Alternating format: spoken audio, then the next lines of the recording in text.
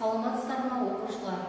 Бүгінгі сабағымыздың тақырыбы жер өрістері және олардың құрамдас бөліктері. Бүгінгі сабағымыздың мақсаты жер қабықтарын бір-бірінен ажыратып, олардың өзара байланысын анықтауымыз қажет. Географиялық қабық дегеніміз жердің сыртқы қоршаған қабығы. Оның құрамына литосфера, гидросфера, атмосфера, биосфера кіреді. Бұл біздің планетамыздың қиын және күрделі жерлерінің бірі болып табылады. Географиялық қабық құрамына гидросфера және биосфера толығымен атмосфераның төменгі, литосфераның жоғарғы қабаты кіреді. Оқушылар, бүгінгі тақырыбымызға сәйкес жер қабаттарымен танысып өтейік. Бірінші атмосфера. Бұл бізде ауа қабаты болып табылады. Грек тілінен аударғанда бұл сфера, шар деген мағынаны білдіреді. Кезекте гидросфера қабаты. Бұл бізде су қабаты болып табылады. Бұл гидросфера қабатына бізде мұхиттар, теңіздер, көлдер, өзендер, жер асты сулары, мұздықтарды жатқызамыз. Литосфера дегеніміз грек тілінен аударғанда тас деген мағынаны білдіреді. Литосфера жердің қабығы. Құрамы силикатты, қалыңдығы 30-80 км болатын жер шарының сыртқы қатты тас қабықшасы болып келеді. Литосферада тірі организмдер 3 км тереңдігін. Литосферада тірі организмдер 3 км-ге дейінгі тереңдікте тіршілік етеді. Қатты тас қабықшасы болып саналады. Литосферада тірі организмдер 3 км-ге дейінгі тереңдікте тіршілік етіп тұрады. Келесі бізде биосфера. Биосфера ерекше биос, өмір және тіршілік деген мағынаны білдіреді. Биосфера бөлімдеріне трофосфера, гидросфера, литосфера және ноосфера деп бөлеміз. Кезекте географиялық қабықтың құрамдас бөліктері. Оқушылар, географиялық қабықтар үнемі бір-бірімен тығыз байланыста болады. Соның ішінде өсімдіктер. Өсімдіктерге үнемі су қажет етеді. Өсімдіктер үнемі суды қажет етеді.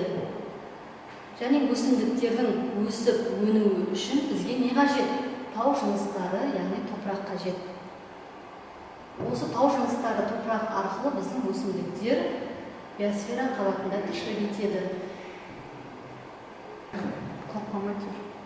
Оқушылар, бүгінгі тақырыбымызға сәйкес географиялық қабықтар үнемі бір-бірімен тығыз байланыста болады.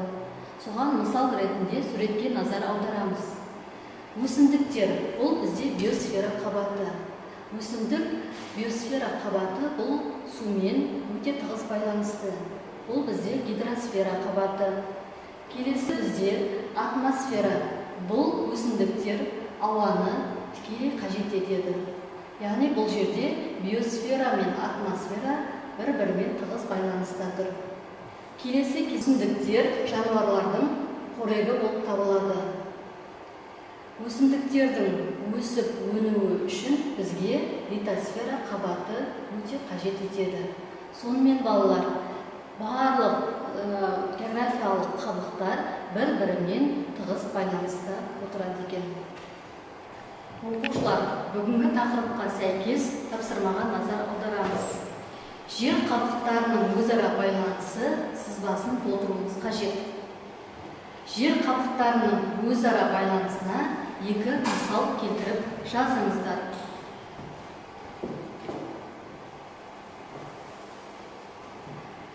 Кестені толтырып болса, дұрыс жауаппен тексерейік. Кестені толтырып болса, дұрыс жауаппен тексеріп өтеміз.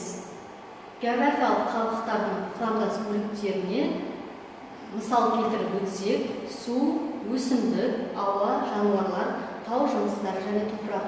Бұл жерде су деп отырғанымыз гидросфера қабаты, өсімдік, жануарлар биосфера қабаты, Ауа бұл атмосфера қабаты. Тау жыныстары және топырақ қабаттары бұл бізде литосфера қабаттары болып табылады. Оқушылар, келесі тапсырма бойынша жануарлар өсімдіктермен, ауамен, сумен, тау жыныстарымен тығыз байланыста болады.